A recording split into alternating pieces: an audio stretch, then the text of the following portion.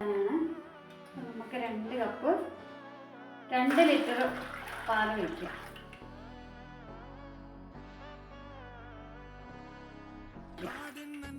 Okay, ഇനി നമുക്ക് stove ഓണാക്കിയിട്ട് പിന്നെന്താ മിക്സിയിലേക്ക് ഡബിൾ കോഴ്സിൻ്റെ റൈസ് പാലടയാണ്.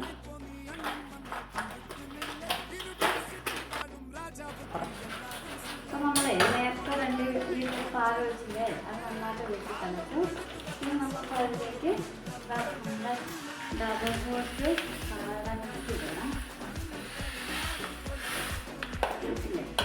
ശേഷം ഇങ്ങനെ ഒരു 30 മിനിറ്റ് നമ്മളിങ്ങനെ വെള്ളം വെക്കണം. ഇത് കുറുകി വരണം.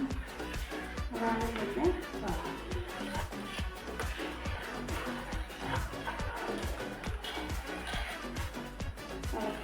ഇങ്ങനെ ഇടവില്ലാതെ ഇളക്കി കൊടുക്കുക കേട്ടോ.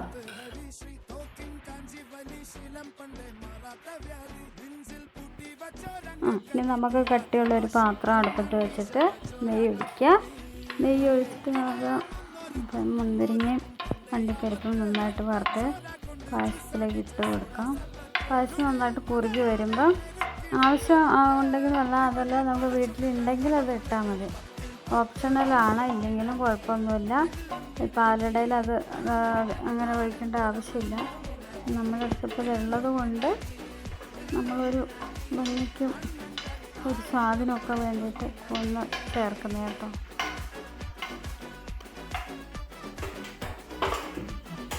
പായസം നന്നായിട്ട് അടുപ്പത്ത് വെച്ച് കുറുകി കഴിയുമ്പം നമുക്ക് ഈ വറുത്ത് വെച്ചിരിക്കണേൽ നമുക്കതിലേക്ക് ഇട്ട് കൊടുക്കാം. ആ നെയ്യ് അടക്കം അങ്ങ് ഒഴിച്ച് കൊടുക്കാം. അതിന് ശേഷം നമുക്ക് ചൂടോടെ ഉപയോഗിക്കാം. അപ്പം എല്ലാവരും ഇന്ന് ട്രൈ ചെയ്ത് നോക്കൂ.